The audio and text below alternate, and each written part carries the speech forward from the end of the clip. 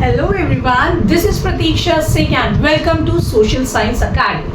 आज हम लोग NCERT के क्लास 8 के chapter number 2 that is reshaping India's political map की जो नेक्स्ट हम हेडिंग डिस्कस करने वाले हैं दैट इज द मुगल्स। आज हम लोग मुगल्स के बारे में जानेंगे। So let's start. मुगल्स थे कौन? मुगल्स थे डिसेंडेंट्स, मतलब वंशज थे किसके? तिमूर एंड जंगीज खान के, राइट। ये कहाँ के थे? ये आज के टाइम पे जो उज्बेकिस्तान में समरकंद उस टाइम पे हुआ करता था वहां से बिलोंग करता था। वहां से उसको बाहर निकाल दिया गया बाबर को। फिर बाबर ने देखा कि अब मैं किधर देखूं, तो उसने इंडिया की तरफ देखा और फिर वो इंडिया में एंटर करता है। उस टाइम पे दिल्ली सल्तनत का डाउनफॉल हो रहा था। फिर वहां पे उसकी फर्स्ट बैटल ऑफ पानीपत होती है इब्राहिम लोदी के साथ। Ibrahim Lodi was the last ruler of Delhi सल्तनत। तो ये बैटल कब होती है? 1526 में ये बैटल होती है इब्राहिम लोदी एंड बाबर के बीच में। हालांकि बाबर की आर्मी बहुत ज़्यादा कम थी एंड इब्राहिम लोदी के पास आर्मी बहुत ज़्यादा थी। फिर भी इब्राहिम लोदी हार गया और बाबर जीत गया। सवाल ये है कि क्यों? सो इस सवाल का भी जवाब देते हैं हम, ठीक है। क्योंकि हमारी इंडिया में उस टाइम पे टेक्नोलॉजी इतनी डेवलप नहीं थी। उस टाइम पे बाबर ऐसा पहला रूलर था जिसने गोला बारूद एंड मैच लॉक बंदूकें यूज की थी वॉर में, इसीलिए वो इब्राहिम लोदी को हरा पाया। So understood everyone? So the advantage was the use of gun powder, field artillery and match lock guns. That was a new technology for India. Understood? So यहाँ से स्टार्ट हो जाते, यहाँ से फाउंडेशन स्टार्ट हो जाती है मुगल एम्पायर की। So who is the first ruler of Mughal? Who was the first ruler of Mughal Empire? That was Babur. Understood everyone? Babur ने अपनी एक ऑटोबायोग्राफी भी लिखी जिसमें उसने बताया कि उसको वो पोएट्री लवर है, आर्किटेक्चर लवर है, उसको फ्रूट्स बहुत अच्छे लगते हैं, बट वो इंडिया के जो वेदर कंडीशंस थी उससे बहुत ज़्यादा इम्प्रेस नहीं था, इसलिए वो सेंट्रल एशिया को मिस करता था, राइट एवरीवन।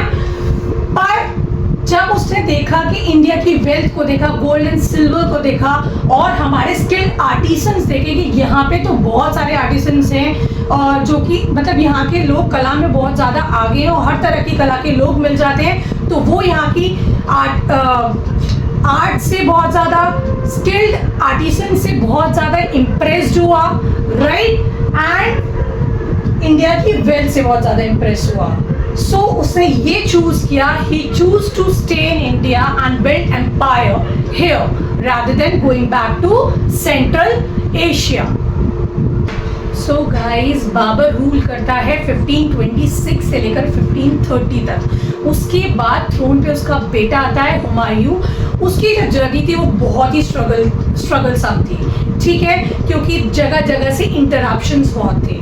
जैसे कि एक इंटरप्शन पढ़ लेते हैं। एक अफगान लीडर था दैट इज शेरशाह सूरी। इसका शेरशाह सूरी नाम कैसे पड़ा? इसका ओरिजिनली जो नेम था वो था फरीद खान, ठीक है। एक बार ये जंगल में गया था गवर्नर के साथ, अपने बिहार की बात है ये, तो शिकार करने गए थे। शेर ने अचानक से हमला कर दिया, इसने अपनी तलवार निकाली और शेर के 2 टुकड़े कर दिए, तभी से उसके गवर्नर ने उसका नाम शेर खान रख दिया, ठीक है। फिर 1539 में क्या होता है, एक बैटल ऑफ चौसा होती है जिसमें हुमायूं को हरा देता है।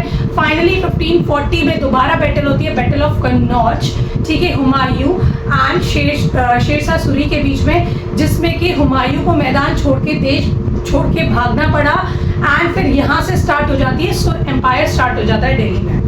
Understood everyone?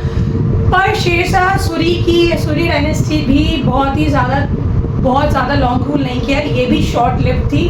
पर जो जितनी जर्नी थी उसमें उसने बहुत सारे रिफॉर्म्स लेके आया, बहुत सारे पॉजिटिव चेंजेस लेके आया हमारे इंडिया में, ठीक है। सो फिर क्या होता है, फिर 1545 में इसकी डेथ हो जाती है। तो ये मौका देखिए, जो भी उसके सक्सेसर्स होते हैं वो बहुत ज़्यादा स्मार्ट एंड क्लेवर नहीं होते उसकी तरह।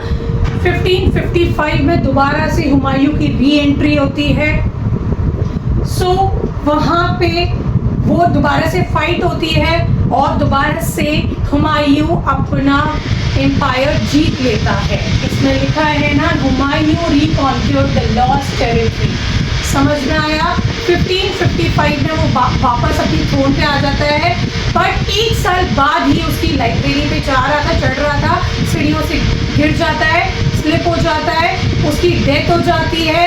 अब जो नेक्स्ट रूलर था दैट इज अकबर। उस टाइम पे जब हुमायूं की डेथ हुई थी तो अकबर की उम्र बहुत ज़्यादा नहीं थी, वो कुछ 12-14 साल का बच्चा था, ठीक है। और ये मौका देख के एक सूरी के चीफ मिनिस्टर कह सकते हैं, गवर्नर वजीर कह सकते हैं, उसने दोबारा से दिल्ली की थ्रोन को रिकैप्चर कर लिया और उसने अपना आप को एक रॉयल टाइटल दे दिया, दैट इज हेमचंद्र विक्रम आदित्य, ठीक है। ये जब अकबर को पता चलता है तो अकबर तो बहुत छोटा होता है, पर अकबर एंड हेमू की लड़ाई होती है, that is the second battle of Panipat in 1556, ठीक है।